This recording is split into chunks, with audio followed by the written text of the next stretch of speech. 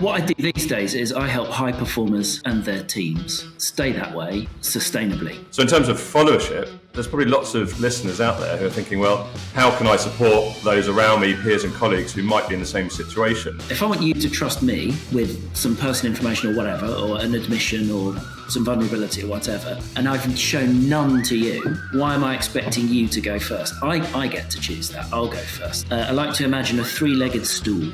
Up until a couple of years ago, my stool had two legs, and one stool was called work hard and the other leg was called play hard. And I thought, that's all I need, work hard, play hard. And I realised there was a third leg missing. And what I had not even understood as a concept was a rest ethic. I had no idea, I didn't even have a rest ethic, let alone nurture it. And a three-legged stool is infinitely more stable than a two-legged one. Welcome to the How They Lead podcast, hosted by Benjamin Wade and Ben Stocker. This podcast is dedicated to exploring the world of high performance, showcasing examples of how individuals and teams can reach their full potential. Together, they'll be inviting amazing guests who have defined or represented high performance in their own right, from world record breakers to individuals who have achieved first in their fields. The How They Lead podcast will showcase a diverse range of guests, each with their unique stories and insights to share. So join us as we challenge traditional ways of doing things, explore new ideas, methods and possibilities, and evolve the way people perform. Hello and welcome to our latest episode of How They Lead, where we're hearing from distinguished, unique individual guests from all different backgrounds with all different manner of experience. And today, no other than James Pickles. We haven't met before, but I've heard all about your background from being a dad, an allotment owner, a paddle enthusiast, a coach, and a Lichtenberg expert by the sounds of it. And you've also just dropped into conversation something about stress and burnout, which we actually haven't covered in many of the other episodes or any of the other episodes.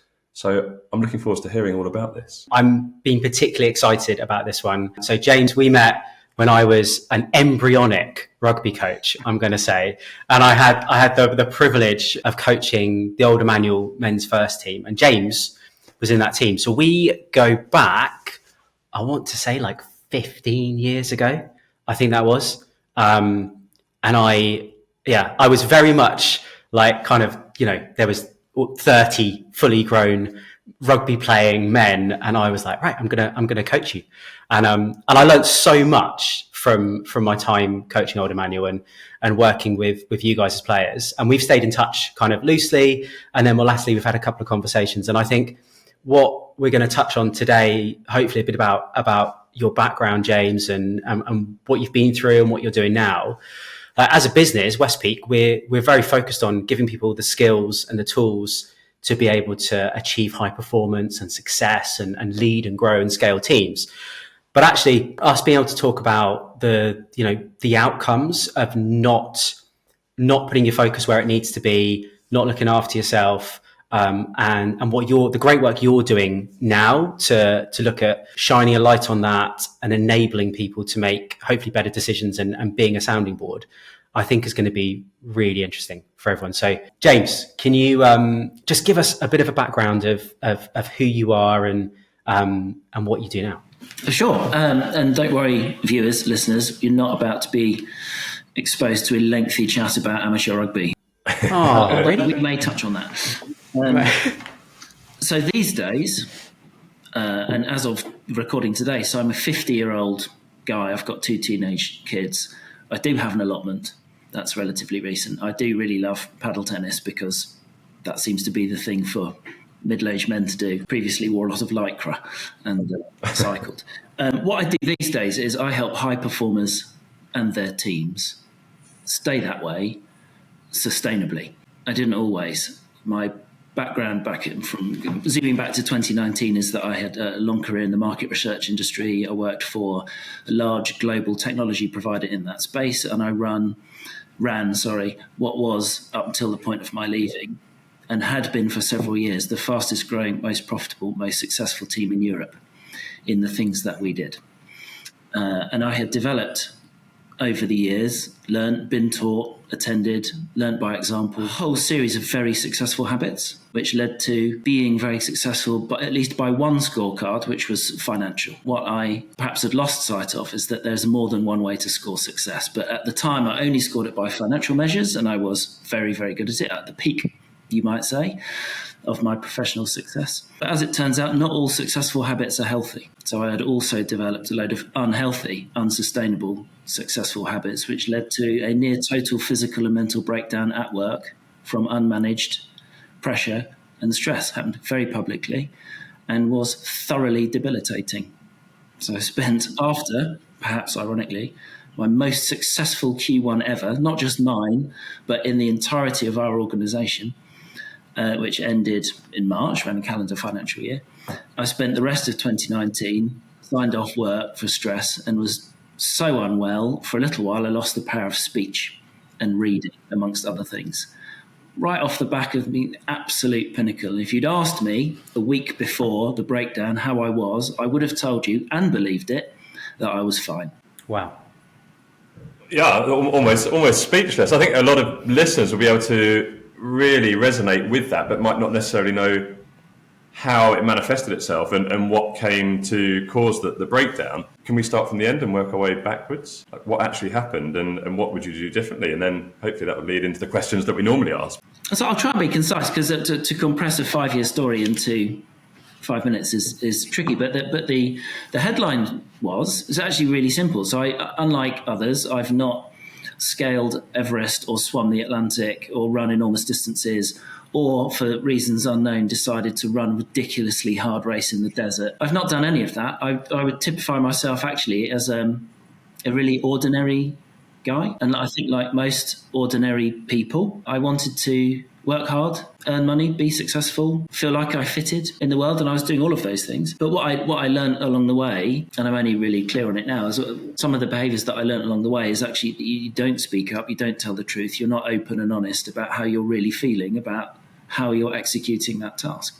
So I began to clam up, and it was only out of fatigue, because as it turns out, being really, really successful consistently and never missing a target for 5 or 6 years comes at a fairly heavy toll.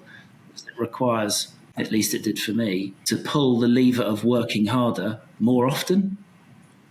I think that was probably the only tool I had in the kit at the time. Try harder, work harder, and it's completely imbalanced. So what happened was a colleague of mine, Susan, we were at a trade show, at the biggest trade show of the year, and I'd done the whole circuit that year. I'd become the poster boy for the company, standing up, delivering thought leadership, in air quotes, which it was in fact a thinly veiled sales pitch dressed up as a white paper in front of big audiences of people over Europe, because nobody else wanted to do it. And I'd become very used to the idea that I could do everything. And a colleague said, "How are you?" And we're in a Wetherspoons. Other cheap pubs are available. After the biggest trade show of the year, following up on who'd met who and who'd set up business meetings, blah, blah, blah. And I was leaning in and out of that, literally and metaphorically.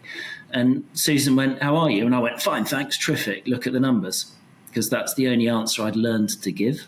And she went, "How are you really?" I was so taken aback by the question, and I was so fatigued from trying so hard for so long that I forgot to lie, and I ended up saying, "I can't do this anymore, it's too hard." Only I didn't finish the sentence. I got as far as "I can't," and then broke down in tears, which turned into sobbing. And next to her was my boss. Next to him was the head of Europe.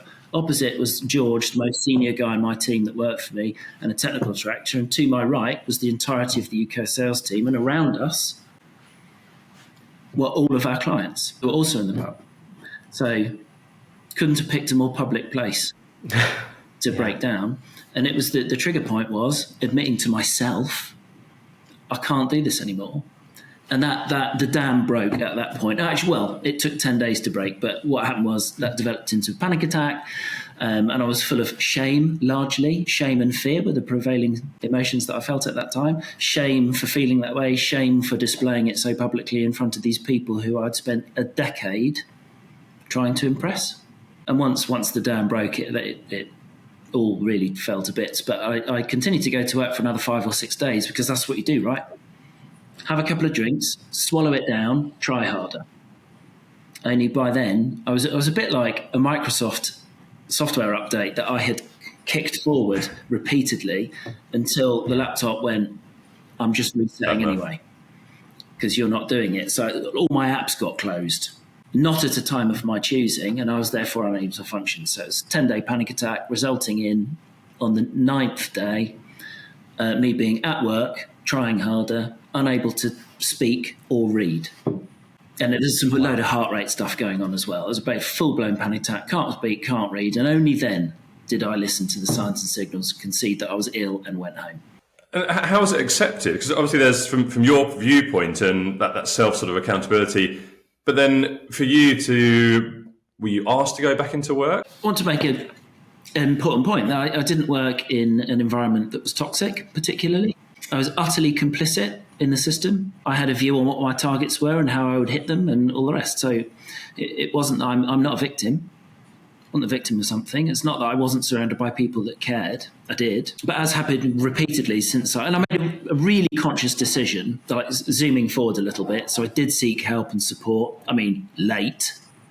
Should have accessed some of that way earlier had I had the wherewithal, examples, knowledge, information. If I was a little bit less afraid, there's a bunch of things that I could and should have done differently, perhaps. But it's not that they were absent, it's that I wasn't accessing them. And the trouble was, I was a really bloody good actor. You're not masking it. You project out what you want them to see and what you want to be true, and you get really fucking good at it. So how was someone supposed to pierce that and look inside if I'm armouring up and absolutely refusing to let them in? How are they supposed to do it? Well, I guess you mentioned almost the solution, that someone asked how you were, but not just asking the question, but actually wanting to know. Because we all ask how everyone is on a daily basis. Are you bothered about the response, and do you actually want a response? Susan actually took the time to be interested in you and really care. I think that's probably how people should be. Or in this instance, that's what the solution was, actually wanting to know if you were okay, not just on a surface level asking the question. Yeah, and it's interesting, there was like, at that second question, I mean, I'm sure you've probably spoken to her and asked her, but when she asked the second time, I don't know whether consciously or subconsciously something registered in that chink in your armor, whether it was fatigue, you were at reset point, to carry on the laptop analogy and the Microsoft upgrade. But it's interesting how, and maybe it was something subconscious, like at some conscious level, there was between a heartbeat, she kind of just clocked the acting wasn't good enough anymore. And I think often I can definitely recall in previous roles speaking to people and being like, right, people who are performing really well, as you say, it's often more obvious with people who are underperforming, because they check out emotionally or behavioral patterns change and they're glaringly obvious. But I think the interesting point here is the hyper performer, if you want, the overachiever. Actually, a lot of that is like a pat on the back, bottle of champagne, lunches, trips, being the poster boy and doing the keynotes. And there's a lot of added expectation on those people to just carry on going, because to an extent, as a business owner or a shareholder or whatever, like those are your rock stars, and your rock stars, Pareto's 80-20, rule, like they're the 20%. They are the profitability, they are, etc. So I think and I'm not talking about your organization, but talking in generalizations here. I've definitely seen in organizations that I've been complicit in myself as a learning and development professional and a performance kind of professional, where you've seen someone who's absolutely like grinding and going for it. And you're like, how much more can you go? Like, can we boil the frog a bit more? Because if you can boil the frog a bit more, that's pure profit to an extent. And we do that to ourselves when we look at commission schemes, etc., don't we? Yeah, 100%. And I was that frog. I mean, this literally happened. I love a bit of Pareto. It applies so broadly. The trouble was, the questions that they asked me was, can you do more? Not should you. Yeah. But nobody said, what's it costing? Nobody asked me those questions. They just asked me questions where I knew and they knew what answer they wanted. So I gave them that. And I was sort of complicit in my own downfall, so to speak. But people are asking the wrong questions. And I know you sent me some helpful kind of structure questions for today about leadership and examples that I followed. And unusually, I did bother to look at them a little bit early, because I wanted to feel prepared. And it even plays out in this example now. So Ben, we've been We'd known each other a long time. We spent a lot of time together 15 years ago, but almost none over the last 15 years. And yet I felt a real pressure to do a good job for you today. Okay. Like it flared up immediately, my desire to be a people pleaser and for you to be pleased with me as a guest. Like it all just flared up straight away. And I had to listen to that and go, where's that coming from? What do you want? What do you need to prepare? How much of that is imaginary? How much of that is real? And just step back a little bit and go, well, what do we want out of this? And, anyway, I could go down a yeah. No, I think it's really important because as well as a psychological element to high performance and maybe over performance, and always offering more and wanting to please people at home, your internal dialogue and stakeholders in the business and be a good role model to your team. We talk a lot about self-leadership in the work we do and how important role modeling is. Like actually, there's that psychological element, but also there's the physiological element that there are hormones that get secreted, which are super addictive. That cortisol, adrenaline, dopamine kind of triad that you get when you are performing well and you're getting tangible rewards, recognition, adoration, etc., can mask a lot of danger signs. And I think be really interesting now. I know we're probably going to accelerate through the period where you kind of went through coming to terms with that, how that impacted work life, family life, through to getting well. And I think that's an ongoing journey, going through that. But I'd be really interested if it's okay to kind of put that to one side for now and just move on to what you are doing now that is looking to support people who may be in a similar situation or coming up to that. So some conscious decision making had to happen, right? So really unwell for 9 months. First thing I had to grasp was, this is not a thing I can solve by myself. I'm not equipped to self-diagnose and self-soothe, self-solve, whatever. And actually I was like, oh my goodness, I've spent the last 25 years thinking that I should be able to solve everything by myself. That is expected of me as a leader to have all the answers. Rubbish, nonsense, says who? So I had to adopt that as a principle and go, okay, if it holds true that I don't have to have all the answers, who might? No one individual is the answer. No one has all the answers to everything. Okay, so now it's a collective. So who could I go to that might be better than me at some stuff? And I'd never done that before. Actually, I thought I'm the one that has to be the best in the room. So I'm not going to actively seek out competition, going back to sporting metaphors. Yeah. Now I do. Now I'm like, right, who's better than me at something? Because I don't have to be the best. Firstly, at all. Secondly, at everything. Thirdly, at anything. I don't have to be the best person in the room. There are other people that I can learn from. So who are they? So I've set about, sound pompous now, curating, gathering a toolkit support structure, which is tools and people around me that are better than me at stuff because I don't have all the answers. And actually, I don't want to do it by myself anymore. It was really hard work and it wasn't very effective. So in that, therapy is a massive part. I had to go cover all sorts of like stigma and associations that I didn't know I had, but I definitely had, that were getting in the way of me accessing that kind of support. So what I do these days, zooming through to the end, I really learned that for me, speaking more openly, more often to more people is the answer. That's what helped me get better with a small b, because you're right, Ben. It's a continuous, never-ending process of getting better. It's not a capital B, I have now become the best. It's just a process of improvement over time, in which, like the image behind you, there are peaks and troughs. And they're both part of the process. You've got to accept that. So I've had to accept that. Find people that are better than me, find people that can be helpful, know who they are, and know which one to ask for what, because no one person has the answer. And I might add, I happen to be married, and there are vows involved about sickness and health and so on. Nowhere in there does it say, by the way, you're going to have to be a psychologist to help James dig himself out of a very dark hole. We got that wrong. She thought it was her job to fix me, and it wasn't.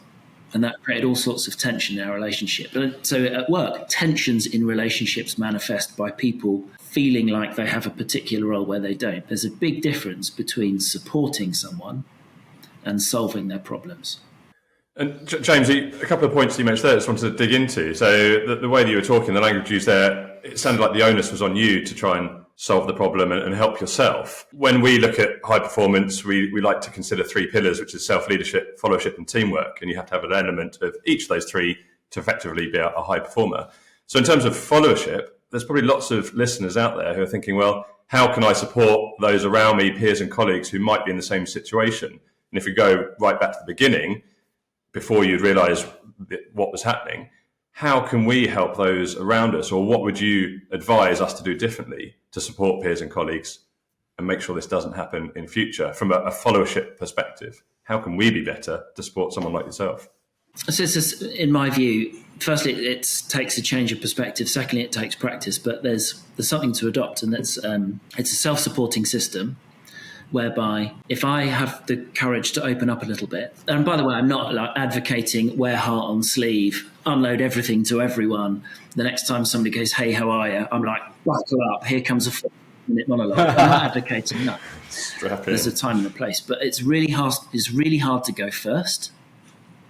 It's easier to go second, right? So in my opinion, I get to choose whether or not I go first when I've bumped into somebody. And if I think they're actually asking, to your point, Ben, we all casually throw out the, hey, how are you? Don't actually want to know the answer quite a lot of the time. It's just etiquette. So it's confusing. But if I decide I actually want to know the answer, it's up to me to go in again. How are you really? And if they're like, this is new, what do you mean? I might have to give to get.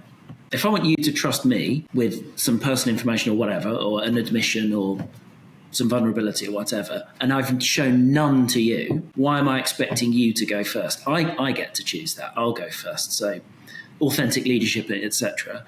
I'm thinking, okay, so it might be on me sometimes to show trust in a particular way by offering something up about who I am and what makes me tick in order that they can do the same. Now we can have a reciprocal, mutually collaborative conversation about something. Might have to give to get. So I start there. It's up to me to ask properly. It's up to me to go in again and go, how are you really? And the third part of that is it's up to me to then shut up and listen, if that's what I'm inviting them to do. And unfortunately, we're pattern recognition engines, humans, as we've evolved to recognize patterns and have like neurological shortcuts really, really fast to help pattern recognize so we don't get eaten by tigers. So we make these massive assumptions, and in many, many occasions where in my old life, as I look back, and in my current life now, and what I help other leaders with, it's to know what your job is at that point between supporting someone and solving their problem. And support can just mean support, and listen doesn't mean solve, but we jump to the solve. Interrupt someone, recognize a pattern, think, I know the answer to that, comes from a good place, so I'm going to wait for you to stop talking, or not, in fact, I might just interrupt you, wait for you to draw breath, and I'm now going to insert my solve into your problem that you didn't ask for. I don't know whether to speak now. I'm not sure, yeah, do I interrupt? It's honestly like kind of hit me straight in the heart, because I do that a lot. And it's something when I'm coaching like execs and founders and clients, I think I'm very good at being very consciously competent of not doing that, but remove that scenario to the day to day. And if I was to speak to like my wife, in particular, I'm terrible. I'm terrible at wanting to make those assumptions, formulate the solution in my head on a hypothesis that I've created based on my assumptions, my reality, and then go, this is what you need to hear. And you're exactly right that actually what I'm learning very slowly, a little bit slow, what I'm learning very slowly is that actually those moments are just about listening and being on receive. And I was thinking as well, when you were talking and from what you've just said, as generically business leaders, owners, founders out there as well, do we allow employees the time to almost think about that? Do they have the space to do that? Or are businesses out there working employees so hard and their team so hard, or they think that they are enjoying working so hard, they don't actually have time to sit down and actually listen to somebody and ask them how they're doing. We have the one-to-ones, etc. But is there enough time in the day to sit down and really listen to what somebody is saying? Yeah, and I think we were talking before we pressed record about the marketplace right now for what we both do in terms of how we both from slightly different angles, but I think quite complementary angles. Actually, the more we talk about it, we support people to add more value in human flourishing than they thought was possible. Okay, that's probably, I'm just reading our mission statement off the wall just there. Ta-da! And actually, there's been three, I think, pretty monumental moments in the last 5 years where businesses, business leaders, business owners, and employees and leaders haven't been able to take their foot off the gas at all. One was COVID. Like, shit, is the business going to carry on? Do I still have a job? Am I on furlough? Like, am I not on furlough? Am I educating kids from home? Am I stuck in a one-bedroom apartment? Is everyone going to die, etc.? So that's COVID. Then there's like the boom that followed COVID. Like, let's make hay. Like, record quarters, record years, let's make hay. And then you come into, Q1 23, probably through to now, and it's like cost cutting, getting people back into the office. Lots of peaks and troughs, isn't it? Yeah, lots of people, like, literally, I think I heard the Office of National Statistics this week were like, everyone needs to come back into the office 2 days a week or else. And I think it was Dell. I hope I'm not misquoting you, Dell. I think Dell were like, you can work remotely, but you can't get promoted. If you want promotion, you have to come back into the office. And so and we've done a couple of podcasts recently where we've asked business owners, like, how do you lead? And with massive humility, a couple of them said, I haven't actually reflected on that in 4 years because I've just been on the hamster wheel. And so I think there is, we get the opportunity probably from both sides of this conversation to partner with businesses that do look at the horizon, and are thinking about their people. But certainly from our perspective, it has been a harder sell is the wrong word. It's been an interesting experiment in where businesses and industries' mindsets are around if this sort of support, so leadership development support, but also the support and enablement that you offer in terms of employee wellness, business health, and ultimately profitability. Is it discretionary spend, or is it a core element of long-term sustainability and success? Now, I've monologued there massively, but it'd be great to get your view on that as well, James. I don't think it started at COVID. I think it started at Brexit. I think that's where we had the first seismic societal professional shift. And in my own organisation, I actually forget what it was. I think we had something like 39 nationalities in the UK and European office. And all of a sudden, a massive chunk of them felt unwelcome to even be in the country. And all of a sudden, fear began snaking its way in a really tangible way. Am I going to be allowed to remain? Am I welcome here? Does this organisation, is it safe for me in this country and in this job? Then we had COVID. Then we had lockdowns and furloughs, et cetera, and now we've got energy prices and conflict in the Ukraine. So I think it represents the last 4 or 5 years as probably the greatest social upheaval in living memory since the Second World War in the UK. And there's been obviously masses of terrible stuff going on for years and years and years. So we've been on high alert for 5 years. So is it any wonder when any change comes along that our central nervous system responds in a fight or flight fashion, because we've never really dialed it down. We've just gone from crisis to crisis to crisis, with a little dip here about when suddenly wellbeing was fashionable, because we'd all seen a big uptick in sales, which means that there's more marketing budget now, there's more L&D budget now, because we've just coined it, and that's gone again. So I'll answer your sort of question. Is it still important to invest in individuals from a health and wellbeing point of view and leadership training and skills? Of course it is. Is it discretionary? Of course it isn't. But does it feel discretionary at the moment? Yes, it does. Because people are worried about keeping the bloody lights on, let alone being able to lift their eyes from the controls of the plane to look out the window to see where they're flying. We're still running on controls, I think. And it's really hard to carve the time out. Actively carve the time out to have a good old look at some stuff. So probably build a rod for our own back as well, just reflecting on what you said about Brexit and when suddenly the talent pool was reduced and the number of employees in a business overnight disappeared or was halved in some cases, but the remaining employees had to pick up those tasks and just crack on. They had to work harder for longer and with more jobs, but that almost became the norm. But if the company could still operate profitably with 50% of the people, then actually that's going to be the new norm. And we've never really and then lockdown, working from home, productivity spiked really rapidly. And everyone, great, we've just digitalised our business. Fabulous. So we got used to doing depending on what report you read, however many multiple percentage points more meetings happen, because we could on Zoom. And then you've got the classic, just because I could doesn't mean I should. We find that all the time with some of our clients, or in fact most of our clients, when they ask us to come in and support their team, take them from a group of individuals to a high-performing team. And we talk to them, and most of them have never seen face-to-face the other team members. It's all been virtual on Teams. No. Yeah, so there's no trust. Exactly. Yeah, they've spoken to them, but actually, from sort of head down or shoulders down, it could be anything down there. So how are we supposed to create this high-performing team when we don't know what motivates them, how to support them, how to even talk to them? The trust has been diluted. There's no real bond or relationships. So quite often we don't turn down that work, but we think, right, we just have to reset and refocus them, get them together face-to-face, just build up those bonds, as you alluded to, prior to Brexit, how we'd operate in the office, knowing somebody, not just seeing somebody. And that's that solid foundation that we need to reintroduce to most. And I would add, hierarchically speaking, in my experience the last 2 or 3 years, I'll be introduced to an organisation, and usually I'll first meet an MD or a CEO, somebody like that.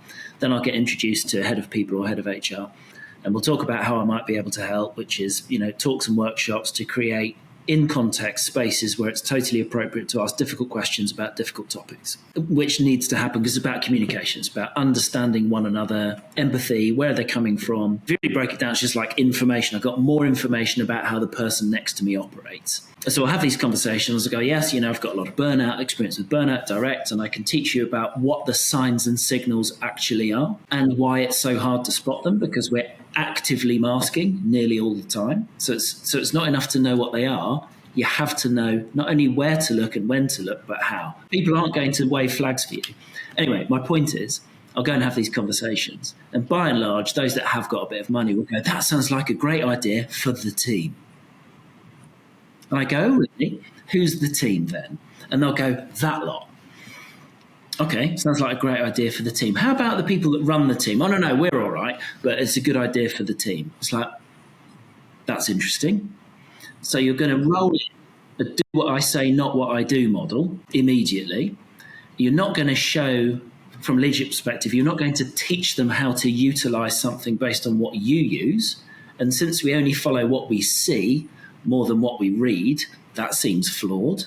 So I don't just point fingers at them and go, you Wally, why aren't you doing it for yourself? Because it's too hard to do, right?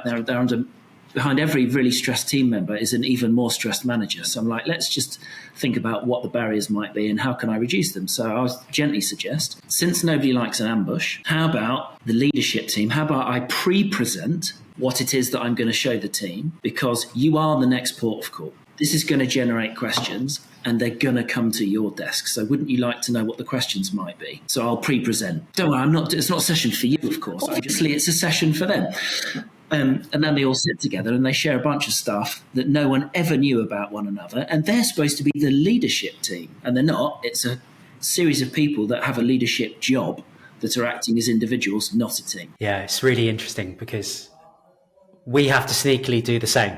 So a lot of the time, so coming back to the discretional versus core bit, it's interesting. I think we would say that in the last, Westpeak's been going for 3.5 years. In the last 3.5 years, it's interesting that the businesses that get it from a people development, like people development, success, reduced attrition, attraction, all of that, the businesses that get it are quite often backed.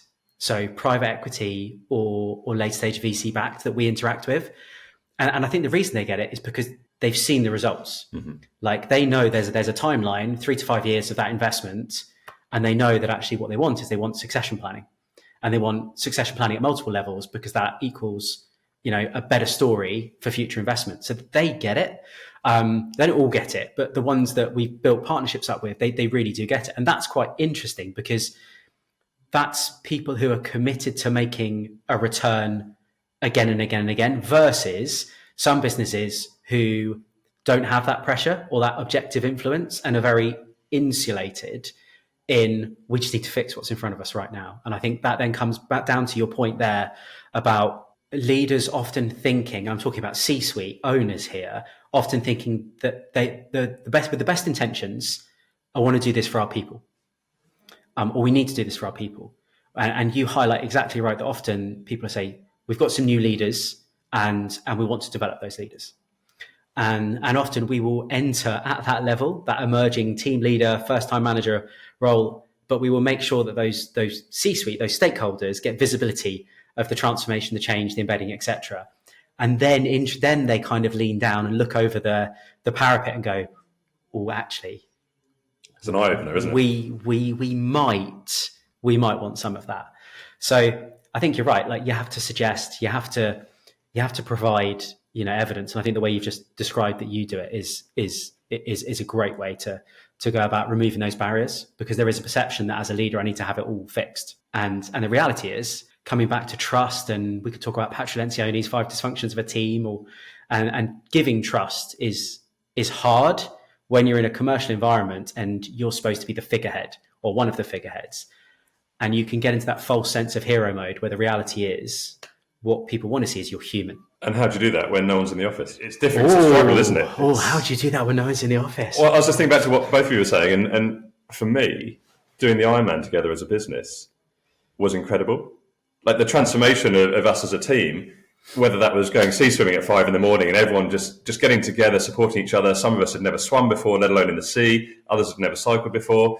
We'd never seen each other in that much stress or pressure. Yeah. And how do you support each other? I know now most of the team, when they'll be task focused, when they need support, when they're going to be stressed on the start line, you're going to be focusing on yourself, or you're going to be supporting other people, and how to manage that. And for me, I'm not suggesting every business goes out and does an Ironman together, but something like that is probably missing from 90% of the businesses. Just that chance to get together, whether that's an activity event or just working together in the business. Without that, you just can't be that effective.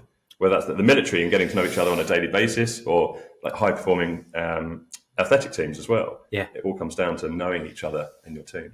At risk of, you've done the military bit, so at risk of coming back to sport as well, there's a reason why athletes, the military, spend so long preparing and training and organising, and use sports psychologists, use human performance experts to prepare for operations, to prepare for a season. And I think one of the big challenges is, we've talked about how business has almost it's almost been on IV'd adrenaline for 5-6 years. We need to go faster, get more profitability. And actually, I think what we're probably, to sum up what we've been talking about, is we would encourage, I think, between the three of us, businesses and those who are leading businesses to take a moment themselves and reflect on how sustainable are their business practices and how they are looking after themselves as leaders, their workforce, and invite some objective perspective on that, whether that is through, either of our organizations or another means. If you have a non-exec director, etc., just look at the human aspect rather than this quarter's financial cash flow, revenue, profitability, etc. That's probably one of my takeaways from this conversation. James, what would you like to close with? Could I interject just quickly before you answer that question? No, of course you can't. Yeah, because I'd be really interesting to also hear about your West Peak moment, because I have a feeling it might be quite in-depth and introspective. So West Peak, the business, was named based on the idea of skill acquisition. And people, generally, we learn what we think is everything about a skill, and then we get to the summit and we're applying it, and we realise, shit, there is a lot more to learn. There's a whole other summit there. And so the West Peak is like the true summit, when you have that realization that you haven't got it all nailed down and there's a whole lot more to learn. So the way that I'm encapsulating and comparing what I did before to what I do now, I like to imagine a 3-legged stool, because I like to imagine things, I spent, up until a couple of years ago, my stool had 2 legs, and one stool was called work hard, one stool leg, and the other leg was called play hard. And I thought, that's all I need, work hard, play hard. And if I need to work harder, I'll play harder, and therefore equilibrium will be found, which, as it turns out, is not a fixed point. I realised there was a 3rd leg missing, which was I busily developed my work ethic, my play ethic, And what I had not even understood as a concept was a rest ethic. I had no idea. I didn't even have a rest ethic, let alone nurture it. And a three-legged stool is infinitely more stable than a two-legged one, though you can balance on a two-legged stool. But it takes real effort. The balance takes massive effort. So it's not downtime. You're still putting in tons of effort. So the third-legged stool of rest ethic, what is it? And since I like a quote, and who doesn't, there are some lovely quotes that I'd throw around. So have you heard of John Wanamaker? I have. I don't know why. So I'm going to say no. But he died 102 years ago, and he was the postmaster, amongst other things, was the Postmaster General in the US. Right? He was a postie, but he's has loads of quotes attributed to him. One of the most famous butchered quotes is if you don't make time for your wellness, you'll be forced to make time for your illness. Right? So the idea of actually making time for something, we don't need to have a discussion about how time is notional and imaginary anyway. But what he really said was, the longer quote is, people who cannot find time for recreation are obliged sooner or later to make time for illness. So again, it's just a longer way of saying the same thing. So I'm like, okay, so I need a rest ethic, therefore. And the expansion of that is about not having all the answers and not doing it by myself. And sometimes you actually need, the stool needs a back to lean on because you're so tired, and you lean on people, not just yourself, etc., etc. So that's one of the kind of moments of realization. I was like, holy shit, I don't have a rest ethic.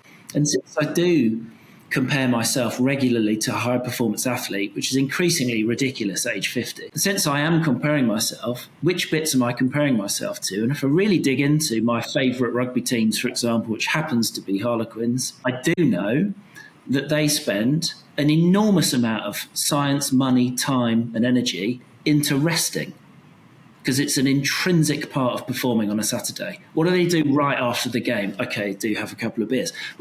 Right after the game, hydrate, ice bath, stretch, physio. They immediately focus on their recovery in order to perform. And if we're going to describe ourselves as business athletes, are we doing the same? I like that. I think that's one of my favourite West Peak moments so far. That actually the summit is rest, and the three-legged stool analogy. That, along with Joe Stringer's, the fact that he was on totally the wrong mountain. James, thank you so much for taking the time to talk to us on how they lead. And I think I've taken a lot away from that, and I'll be really transparent with everyone that I don't have that third leg nailed. And there's been some light bulbs going off here. I was just thinking about, actually, do I ever use that third leg, even when I'm on holiday? Even when you're in the desert, I probably didn't. It's critical if I'm the same as well. Yeah. Between us, we have 4 legs instead of 6. Yeah, and actually, if we're just holding each other's hands on two-legged stools, if one of us lets go, the other one's fallen over, and we both go. So we've probably stretched that analogy quite far. If I could just offer you one little thing that I found really helpful, because it's easy to describe a three-legged stool, it's bastard hard to implement it. When you're overcoming a lifetime of successful habits, and you discover one's unhealthy, right? It's easier said than done. And a tipping point for me as to adjusting the priority of rest time, I previously had a very strong association that to be resting was to do nothing, and to be doing nothing was a waste of time. It's like the antithesis of productivity. If I'm not actively doing something, therefore I'm doing nothing, therefore I'm wasting time. Really hard emotionally to get past that, even intellectually. So I had to play with the words and go, am I actively choosing to do no things? I made that an active choice. In this block of time, I'm actively choosing to do no things in order to rest and give space for my subconscious to do wonderful things that it can do if I shut the hell up and let it. So I had to turn it into an action, ironically. And only then could I adopt it. No, we haven't. We've got nothing to do. Well, no, we have to do no things. We have active work to do. But yeah, like commitment. I think we're gonna commit to you, James, that we're gonna look at that, and maybe we can talk to you more offline about how we can both kind of reflect. Yeah, I'd love to explore that and implement that. So look, thank you so much. I'm going to set you one challenge to think about. Well, the sort of your no things challenge. I'm going to set you one more if that's all right. I want you to notice, nothing else, notice any sentence that starts with, why don't you just, and ponder whether or not you're about to insert your solution unsolicited into somebody else's thought process. Challenge accepted. I think for us also, I would input, what about if? Because I probably use that your version of that. But for me, that's me butting in. Did they ask me for my solution or perspective? And if they didn't, I probably should keep it to myself because I've misread what my role is here. It wasn't to solve. If they want a solution, they'd have asked for it. Thank you. James, that's been amazing. Appreciate your time. That's been incredible. Yeah, brilliant. James, thank you so much for being on How They Lead. Lovely chatting to you. I hope to speak again. It was fun.